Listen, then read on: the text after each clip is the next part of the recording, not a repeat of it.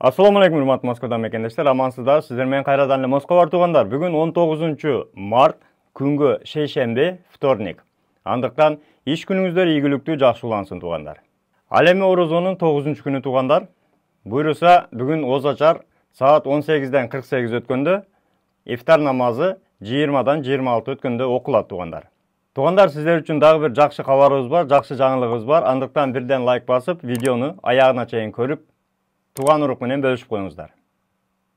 Московский комсомолец басылмасында жаңы бир макала чыгыптыр. Самый массовый иск к работодателю подали десятки московских мигрантов деген. Небывалый прецедент может уравновесить права приезжих жителями России. Сиздерге макаланын кыскача маани маңызы менен тааныштырып кетейин. Россиянын тарыхында биринчи жолу мигранттар ушундай көпчүлүк түрдө арыздоо менен кайрылып жатыптыр. Учурда 60-ка жакын биздин мекендештер Канькова метросунда фитнес-клубда иштеген экен, ошолордун айлыгы берилбей, азыр 60-ка жакын арыздоо прокуратура менен сотко берилүү алдында турат. Бул маселе бөтөн жерде жүргөндө, айрыкча мына Москвада ушундай кидала, мошенник, бири-биринин акчасын бербеген, иштетип акчасын ала албаган өтө көп мекендештерибиз бар.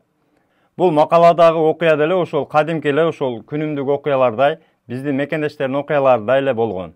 Ишке барган, баштап ошол күнүмдүк төлөнө турган айлык акы, күнүгө берилүүчү айлык акы, бир күн 2 күн төлөнгөн дагы, андан кийин документтештирип, андан көрө айлыкка иштесең күнүгө келип иштейсиң деп, баягыдай эле документтерин оформить этип, эми алардын айтуусунда оформить эткен, канчалык чындык жалгандыгы бар, документтерин алып, ошол айлыкка отургузуп, кийин 1 ай болгондон кийин 10 күндөн кийин төлөйбүз деп, андан кийин 2 ай болгон, ошентип 2 айдан ашык айлыгы төлөнгөн эмес. Бул фитнес-клубда ошондой жол менен 60-ка жакын адамга айлык төлөнгөн эмес. Айлыктардын алды 2 айдан ашык алынган эмес. Жалпылап эле айтканда, бул негизи 60 адамдын айлыгы 1 айда 4,5 миллион рубльга барабар.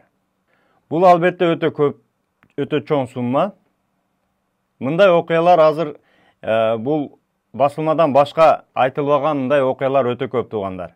Айрыкча биздин мекендештер ушундай жумуштарга барып, өзүнүн укугуну билбей, кээде ошол иштеген айлыктарын ала албаган учурлар өтө көп. Негизи эле башынан бери биз сиздерге айтып келебиз, ошол жумушка барганда деле түзүлө турган келишимди, договорду жакшы карап, саатыны, убактысыны, ишини, акысыны толук тактап алып, анан кириңиздер туугандар. Жада калса, Москвада өзүңүздөр билесиздер, өзүбүздүн кыргыз мекендештер кыргыздарды алда ошентип алып барып, иштетип, акчасын бербей койгондор дагы бар. Бул макалага көңүл бурганда, Россиянын тарыхында биринчи жолу деп атат. Демек, бул 60-тан жогору адамдар көпчүлүк бир коллективный иск, коллективный заявление жазган күн болгон эмес экен да, 60-тан жогору адам болгон эмес экен негизи. Бул дегени, кээде миңдеген адамдар кидала болгон иштер бар, ошолор деле мында арыздоо менен кайрылган күндөр болгон эмес экен туугандар. Буйруса, сөзсүз түрдө ушул окуянын жыйынтыгын сиздерге карап турабыз, айтып беребиз, кандай жыйынтык чыгат, кандай болду, акчасын кантип ала алдыбы, ала албады, ошол жөнүндө да сиздерге жаңылыктар чыккан болсо, кабарлар чыккан болсо сөзсүз айтабыз. Анан дагы бир айта кетчү нерсе, эгерде ушундай окуяга кабылсаңыздар, айрыкча мына биздин мекендештер, Кыргызстандын жарандары ушундай окуяга кайрылып, айлык акы ала албай, андай-мындай проблемалар болуп аткан болсо, сөзсүз түрдө посольствого кайрылсаңыздар болот, посольстводо МВДга кайрылсаңыздар болот, андан сырткары Полянкада эмгек, социалдык коргоо жана миграция боюнча биздин өкүлчүлүк бар туугандар. Ошол адамдарга кайрылып, арыз жазсаңыздар, сиздердин ошол айлык акыңыздарды алып бергенге мүмкүнчүлүгү бар. Дарегин айта кетсек, метро Полянкада Малая Полянка 7, строение 5-те жайгашкан. Ошол жерге барып, кайрылсаңыздар болот. Дегеле туугандар, бири-бирибизге бөтөн жерде колдон келишинче поддержка кылып, колдон келишинче колдоо көрсөтүп, дайыма жакшылыкта жүрөлү.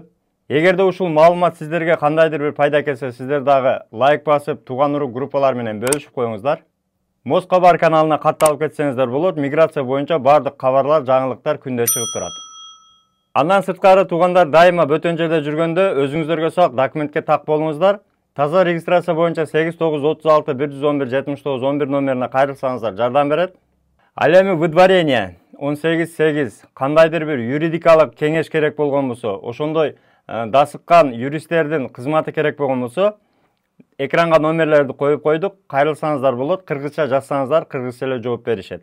Бөтөн жерде бөөдө кырсыктан, куру дооматтан Аллахым өзү сактасын туугандар. Туткан орозобузду Аллахым кабыл кылсын. Буйруса мана орозонун дагы 3/1 тутуп койдук. Баарыбыздын орозобузду Аллахым кабыл кылып, кылган дуаларыбызды кабыл кылган болсун. Үй бүлөңүздөр менен тынч болуңуздар, тапканыңыздарга береке, эсен аман мекенге кайталы. Аман болуңуздар туугандар.